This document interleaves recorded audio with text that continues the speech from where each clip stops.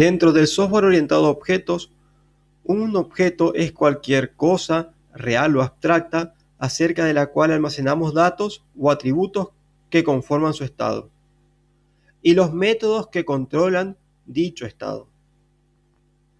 En cuanto a la programación orientada a objetos, todo programa se organiza como colecciones cooperativas de objetos, que se comunican mediante el paso de mensajes, donde cada objeto es instancia de una clase y es creado de forma dinámica cuando el programa se ejecuta. Y son los objetos miembros de clases que conforman una jerarquía mediante relaciones de herencia. Al desarrollar orientado a objetos, debemos pensar en objetos para construir nuestras aplicaciones y no solamente en algoritmos. Recuerden que cada objeto es instancia de una clase, donde una clase define las propiedades y el comportamiento de los objetos. Estas clases conforman una jerarquía de herencia y se relacionan unas con otras. Si alguna de estas cosas no se cumplen al desarrollar un programa, no estaríamos programando orientado a objetos. Los pilares o principios de la orientación a objetos son los siguientes: abstracción, encapsulación, herencia, polimorfismo y composición. A continuación vamos a ir viendo qué significa cada pilar o principio. Vale aclarar que no todos ubican a la composición como un pilar de la orientación a objetos. Abstracción y encapsulación son conceptos altamente relacionados que a menudo se confunden entre sí. Por ello, es importante tener en claro sus diferencias. La abstracción oculta los detalles de implementación presentando solo las partes esenciales o visibles. Esto significa que cada objeto solo debe exponer un mecanismo de alto nivel que permita usarlo. Se enfoca en presentar las características desde una vista exterior, ocultando los detalles de implementación internos. Java implementa la abstracción a través de la clase. Por ejemplo, un auto es un objeto muy complejo, de miles de partes que trabajan juntas. Pero como un conductor del auto, no necesito estar al tanto de estas partes individuales. Puedo tratar al auto como un objeto y solo necesito saber cómo usarlo. El encapsulado es una técnica para ocultar los datos con propósitos de protección.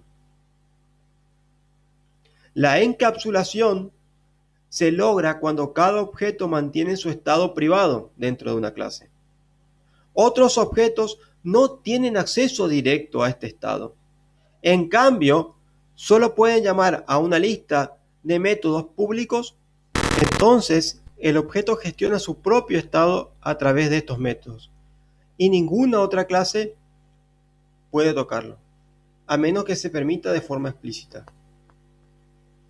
Si alguien desea comunicarse con el objeto, debe utilizar los métodos provistos. Esto permite además ocultar detalles de cómo se implementa internamente un objeto. Tenemos un objeto perro. Lo vemos ahí con una computadora. Otro objeto no puede decirle al perro cuándo ladrar. ¿Por qué? Porque es un método privado de él. Y tampoco puede cambiar su estado, que le es propio. Es decir, felicidad, hambre y energía son variables propias de este objeto que no son accesibles desde el exterior. Lo que sí se puede hacer se define en los métodos que son públicos. En este caso, comer, jugar y dormir. Cada uno de ellos modifica el estado interno de alguna manera y puede invocar al método privado ladrar, estableciéndose la vinculación entre el estado privado y los métodos públicos. Esto es encapsular. En el diseño orientado a objetos, los programas suelen ser extremadamente grandes, donde los objetos se comunican mucho entre sí. Por lo tanto, mantener una base de código grande como esta durante años, con cambios en el camino, es muy difícil. Mediante estos conceptos se busca tener una arquitectura de software que facilite tanto la sustitución como la reutilización de código. El sistema evoluciona con un daño colateral mínimo a partir de los cambios que se producen en el mismo, permitiendo hacer un código fácil de mantener, flexible a cambios y que pueda extenderse. Los objetos son a menudo muy similares, comparten una lógica común, pero no son completamente iguales. ¿Cómo reutilizamos la lógica común y extraemos la lógica única en una clase separada? Una forma de lograr esto es mediante la herencia. Significa que se crea una clase denominada secundaria derivada de otra clase denominada principal. De esta manera formamos una jerarquía de clases, donde la clase secundaria reutiliza todos los campos y métodos que la clase primaria dispone, dígase la parte común, y puede implementar su propia parte. Por ejemplo, para representar puntos en dos dimensiones, se necesitan definir atributos que especifiquen la ubicación de X e Y. Estos van a ser los atributos de los objetos punto. Ahora, un punto contexto tiene los mismos datos que un punto, con el agregado de un texto asociado. Por ello, puedo crear una clase que herede todo lo definido en punto y le agregue sus datos propios, en este caso el texto. ¿Por qué?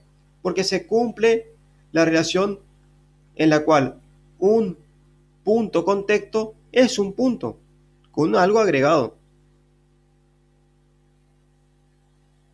A la clase de alto nivel se la va a denominar superclase o clase padre, y las que heredan se las denominan subclases o clases hijas. Estas clases heredan el estado y métodos no privados de la superclase, pero pueden añadir cosas. Pueden añadir nuevos atributos, nuevos métodos a los heredados de la superclase o dar implementaciones particulares a los métodos heredados. Por ende, una subclase no está limitada al estado y comportamiento de su superclase. Polimorfismo significa muchas formas en griego. Se busca que objetos que pertenecen a diferentes clases puedan responder a llamadas a métodos con igual nombre. Estos objetos deben presentar una interfaz compatible a los clientes. Es decir, deben haber métodos a los que puedan acceder con el mismo nombre y el mismo conjunto de parámetros en todos los objetos. ¿En qué situaciones aplicamos polimorfismo? Digamos que tenemos una superclase y subclases que heredan de ella. A veces queremos usar una colección, por ejemplo una lista, que contenga una mezcla de todas estas clases. Ese sería un caso. O tenemos un método definido en la superclase, pero queremos que las subclases tengan su implementación propia del método. Veamos un ejemplo. Una clase figura con los métodos que permiten calcular el perímetro y el área, denominados calcular perímetro y calcular área. Luego definimos círculo, triángulo y rectángulo, que son clases que heredan de figura. Por polimorfismo se puede crear una lista de objetos figura, que va a poder contener a objetos de tipo círculo, triángulo y rectángulo, dado que todos son subclases de figura. Y se pueden usar al recorrer esa lista los métodos definidos en figura.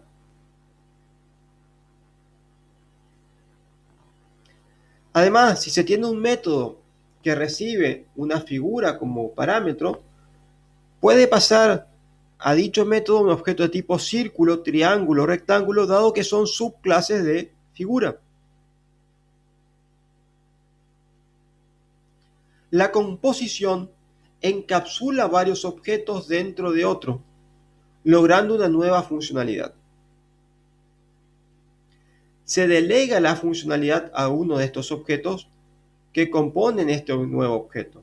Por ejemplo, tenemos objetos de tipo motor, puerta y rueda. Un auto no tiene una relación de herencia con motor, puerta y rueda. Un auto sí está compuesto por un motor, por puertas y por ruedas. Es decir, se da la relación has-a. Hay un concepto importante a recalcar aquí, en la cual se dice que es preferible realizar composición a herencia. Durante el cursado de la materia vamos a ver situaciones en las cuales conviene usar herencia y en qué situaciones conviene usar composición. Esto es todo por hoy, chicos. Muchas gracias. Nos estamos viendo en la clase que viene.